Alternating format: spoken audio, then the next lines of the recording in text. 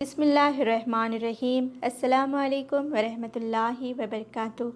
سیدنا انس رضی اللہ عنہ کہتے ہیں کہ میں نے رسول اللہ صلی اللہ علیہ وسلم سے سنا، فرماتے تھے کہ جب قیامت کا دن ہوگا تو میں شفاعت کروں گا کہ اللہ لوگوں کو میدان حشر کی ہولناکیوں سے نجات دے اور حساب شروع کرے، اور کہوں گا کہ اے رب، ان لوگوں کو جنت میں داخل کر جن کے دل میں رائی کے برابر ایمان ہے۔ چنانچہ وہ لوگ داخل کیے جائیں گے۔ پھر میں کہوں گا اے اللہ، ان کو بھی جنت میں داخل کر جن کے دل میں انگلی سے اشارہ کر کے فرمایا ذرا بھر ایمان ہو۔